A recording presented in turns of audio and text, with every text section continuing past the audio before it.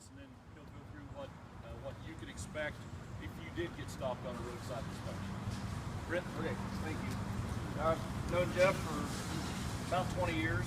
He's one of the guys that trained me to do what I do now, and I've been doing since 2006 in the motor carrier safety assistance program. So that's my full-time gig.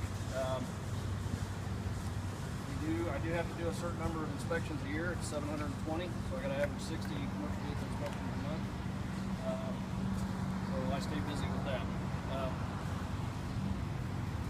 The pre-trip inspection deal, even though you may not be required to do it, I still tell people, still tell drivers, bosses, whatever, I recommend you still do it. Because everybody knows what CYA stands for, right? Okay, that's a very good idea. I even recommend documenting a pre-trip inspection. Whether you carry it, keep it in the truck all the time or whatever, or file it in the file cabinet in the office, you've got something on paper.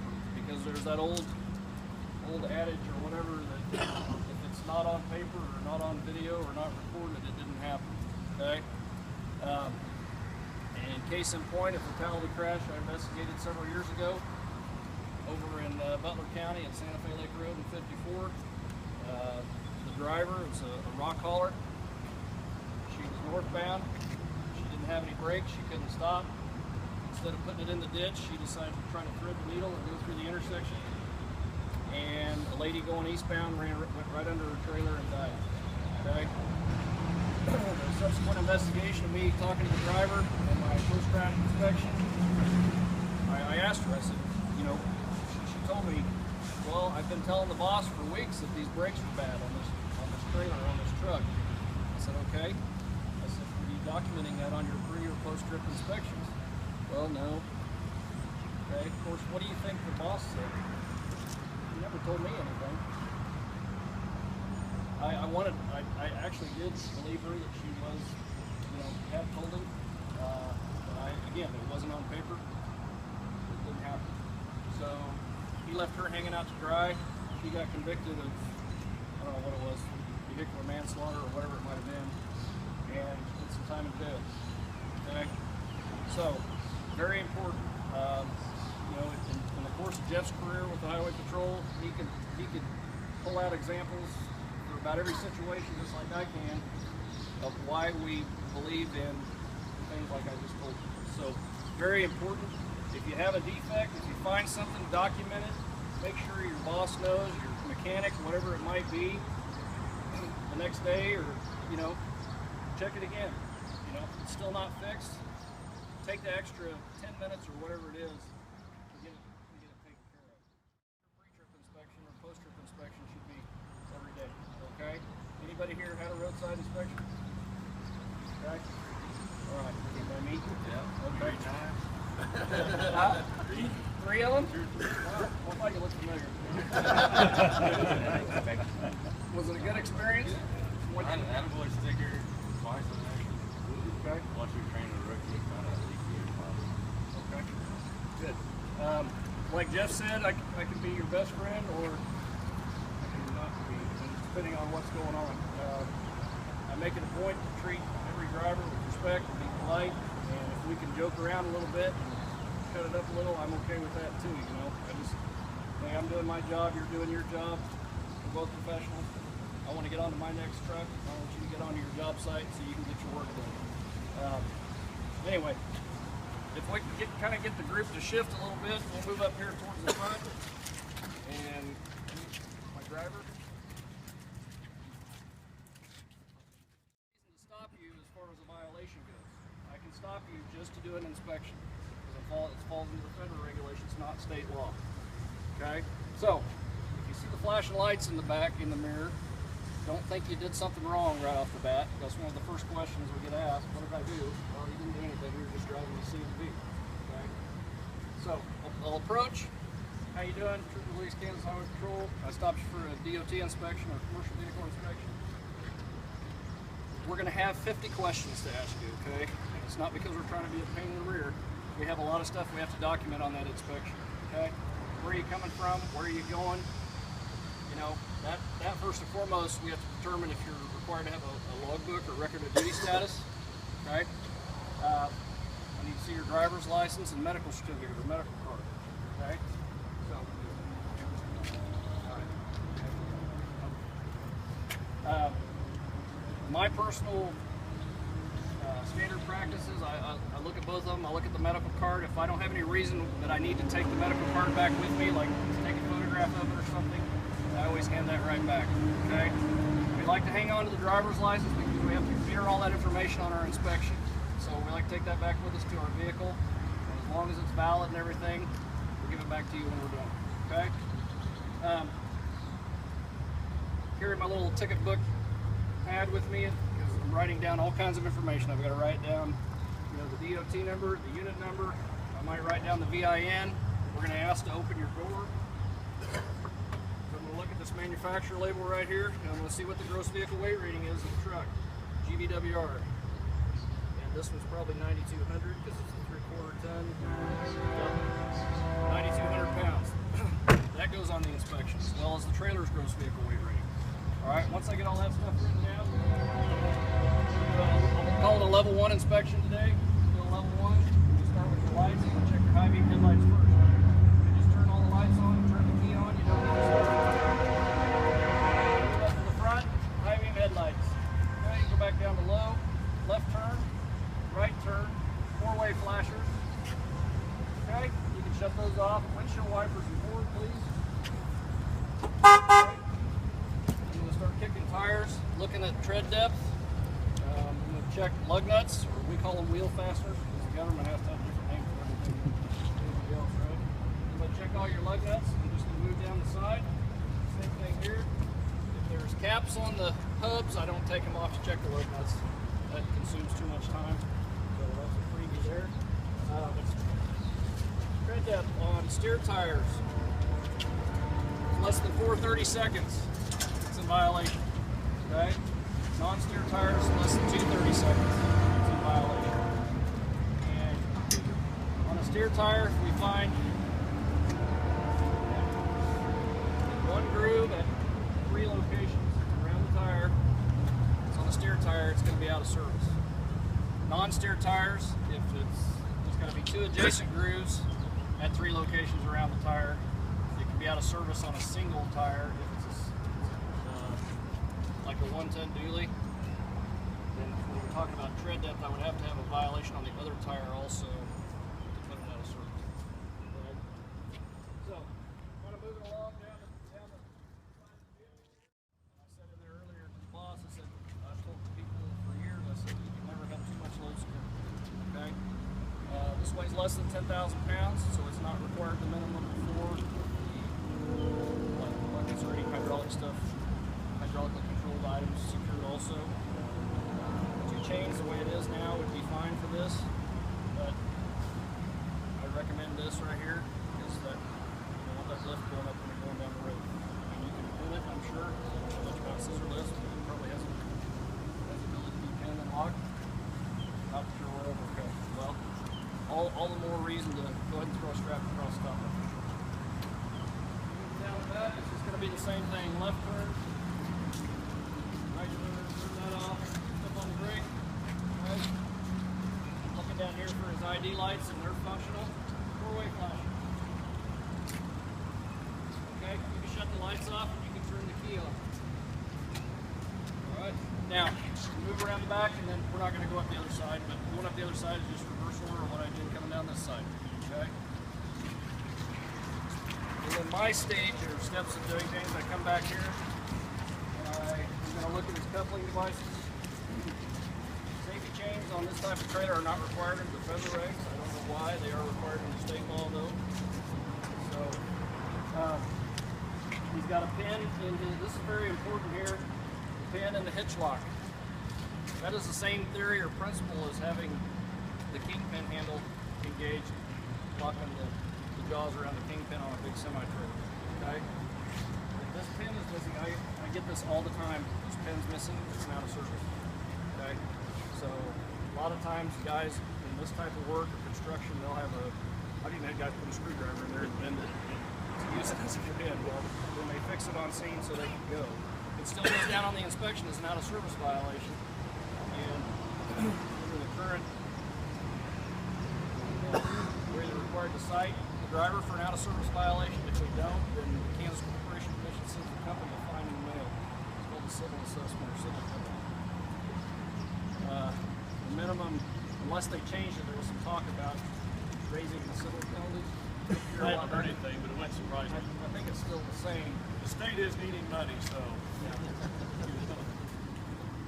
The minimum penalty on an equipment out of service is $150, and they fine per category. So let's say you had two tire, like on this tire, let's say it was flat and the tread depth was below 2/32 and 2 grooves in 3 locations. That's 2 out of service violations, but it's the tire category. So they don't fine you for both out of service, they fine you for that tire category. Okay? For driver out of service violations, an example of that would be you're restricted to correct lenses on your driver's license and or medical certificate, and you don't have them with you. Driver's out of service. Okay? The minimum civil penalty for that is $250. But if it's a situation like that, that's solely the driver's responsibility. He's the one that forgot his glasses, so he's going to probably get the ticket. Okay, and that's around 220, 325, something like that. So anyway, another thing I'm going to do, and we'll just go ahead and check the brake weight. I'm going to check the emergency trailer brake because this weighs more than 3,000 pounds as a whole unit. If the trailer weighed more than 3 by itself empty, it's required brakes on both axles, and it's required to have a breakaway braking device. Okay? Everybody understands know what the breakaway is. And the battery right here runs it. And if the trailer becomes detached from the truck, this cable pulls this pin out, it's supposed to activate those trailer brakes. So then we'll go across the interstate and hit something. So, what I always do, I always unplug the pigtail first. And again, from experience, I did one time, I just pulled the breakaway pin and didn't unplug the pigtail. And as soon as I pulled that pin, this wiring right here melted right between the pins. I don't think the trailer was wired correctly. So I always unplug the pigtail as a precaution. And a lot of guys think that the pigtail being plugged in has something to do with the breakaway function. It has nothing to do with it. The breakaway brakes are all operated off this battery. So pull that, and you go ahead and start the truck. And I'm going to open the door. What I have him do is put it in drive, take your foot off the brake and let it roll forward. Do not step on the brake until it either stops itself or I say stop. I'm just going to walk along the side.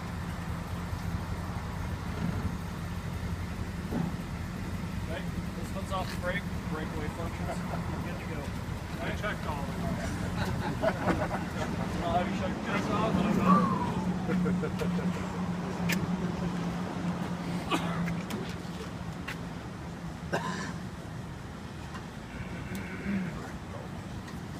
That is also a very common, I'd say, based on the inspections I do, 95% of the time that breakaway does not function.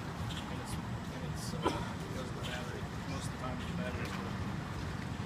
Don't rely on this button right here. You push this button, it says it's fully charged. Well, yeah, the battery's charged. That doesn't mean the system's working. Okay? You could have bad magnets. It could be a number of things. Wiring could be bad. Took one over to Trailers and More one time there at Central and Maze. Breakaway wasn't working. Left it there, the guys said they'd fix it.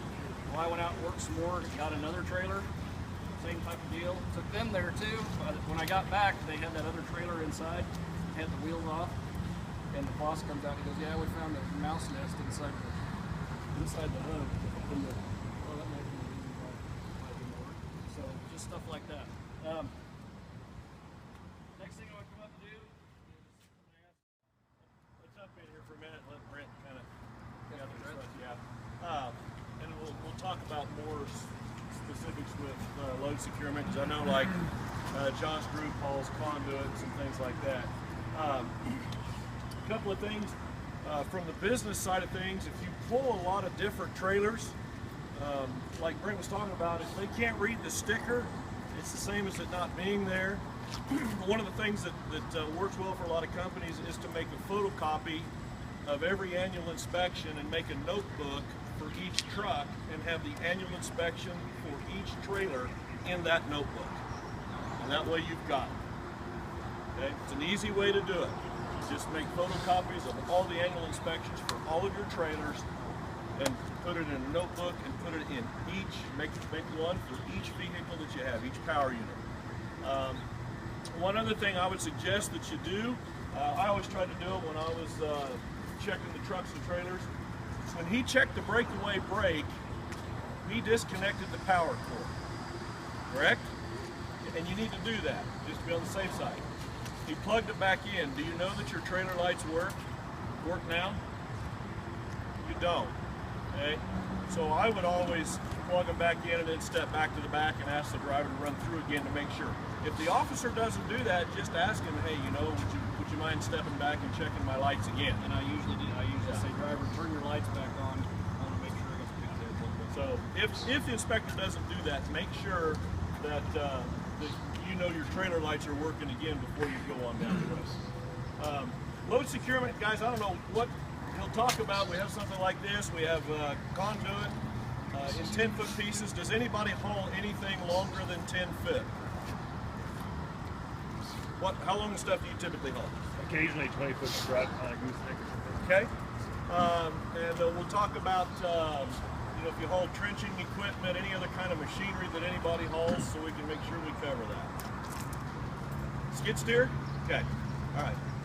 Brent, if you want to jump in and do, and by the way, while he's doing that, if you, because I know there's a number of other companies here, if you would like to have, Brent can come and do this at your place, just like he's doing it here. So if you would like him to come do a program for all of your drivers, see him after the meeting, because that's part of what your tax dollars are going for, is to do stuff like this. This isn't costing Young Electric anything. Yes, I always say we're here for education as well as enforcement.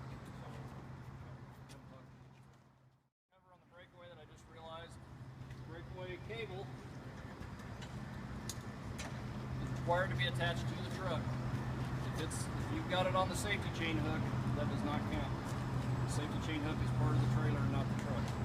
That too would be an out-of-service violation. So something that merely takes less than a minute to do, take the time to do it, okay? We see it all the time. And don't wrap it around the ball. Yep. Okay, are there any questions so far about anything we talked about? We can ratchet strap are used to support moving application. Ratchet straps, to my knowledge. As long as you need unless you need edge protection, you got to take that into consideration. The only thing you can't use synthetic straps for is hauling pressure cars. The only thing you cannot use that I know of that you can't use synthetic straps for is hauling crushed cars. That's why anytime you see the semis hauling the 4 stacked high of crushed cars, they're required to be covered with that mesh, and they are only allowed to use chains. Now, you might see chains that are also manufactured with ratchet synthetic straps down below. The strap's not allowed to go over any part of the car and risk being cut. Jeff touched on edge protection. Anytime we see evidence where edge protection should be used, then you've got a violation. If that strap is fraying or being cut in any way, this is okay. It's got a nice rounded smooth edge, but if it was a sharper edge and I went up and looked at that strap and I can see fraying happening, you know, especially if you're going on a long trip, the thing sitting there vibrating down the road, it's almost doing is rubbing against that strap and just sawing it in half. Is that a violation of the strap not required? Nope. Wouldn't be a violation if the strap's not required. So, good question. Somebody else over here. I was going to ask you about tires. Is there a simple way to check your tires for tread depth? Well, everybody's probably heard of the Lincoln, the penny rule. Have you heard of that? Well, refresh my memory. Top of Lincoln's head on the penny Yeah. is 2/32. Okay, if you put the penny in there with his head pointing down, if it goes past the top of his head, Okay. I carry, I mean, you can go to AutoZone or O'Reilly's and buy one of those little tread depth gauges for probably a couple bucks. Yeah, and I carry one of those. I use it all the time. That has to be tread all the way across. If you got one side that's Well, if I find one spot on the tire that's less than 2/32 or 4, whatever steer or non-steer tire I'm talking about, it's in violation. But it's not necessarily out of service unless I have 3 locations around the tire. Now, if you got cord showing anywhere, steel belt, you got a bump or knot in the sidewall, is in no service. I was feeling, there's also wear bars that are typically in the grooves. Those are at least 2/32. Some of them are 3/32, but that's kind of a gauge to use on tires as well. What you find out at 2/32 is also state law. 2/32 isn't very much. It really isn't. When you talk about steer tire, do you mean what, steering on the front? On the steering axle, the front axle, yes. I have a question on safety. This all happens on the side of the road. We train our guys if we pull over and we're going to be there for a second, we deploy the triangle and all of that. Do you expect any of that? No. 10 minutes. If you're parked on the side of the road, like if you break down, pull over for whatever reason, you've got to have your triangles out within 10 minutes of being stopped. If we pull you over, you're not required to put your triangles out. That's what our flashing lights are for. And even if somebody said, hey, can I put my triangle out, I'd be like, no, it's just taking more time away from you getting down the road and me getting down the road. Which for your safety, stay in the vehicle. Yes, I was going to bring That's that up what too. we want, what they want. Stay in the vehicle. You only get out if they ask you to get out. And typically that would be if you've got to get out to show them the reflective triangles of the fire extinguisher. And we may have, I may have a situation after I come up and, hey, you got a turn signal out on the trailer or whatever, which would shut the trailer down in the rear.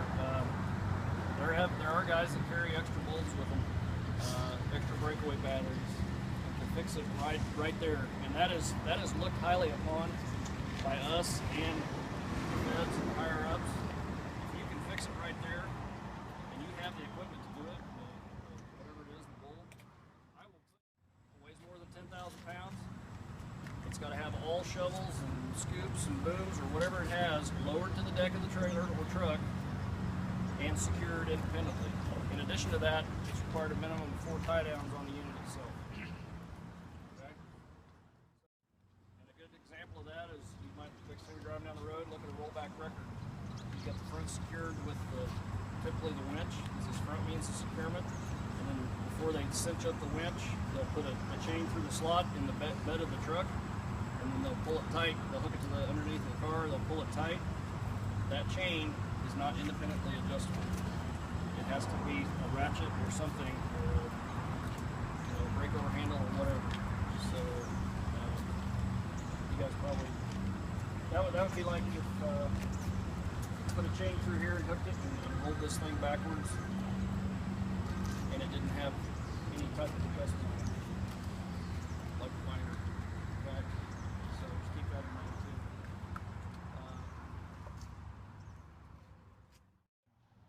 If it looks like it may need another tie down, the officer's going to stop you.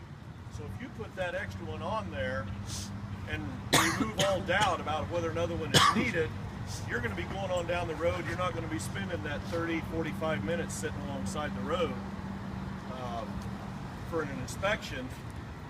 And nothing was wrong, but it just looked like you were a little short on tie down. So take that extra couple of minutes and secure it good.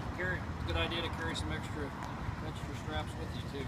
A couple of things I want to talk about. One is synthetic straps. Be checking those on a regular basis. They get cuts in them, they wear out. 2-inch strap, I think if it's more than 3/8 inch of a cut, it's an effective strap. Okay, and it's additive across the width of the strap. So if you got a 1/2 inch cut on one side, clear down here, and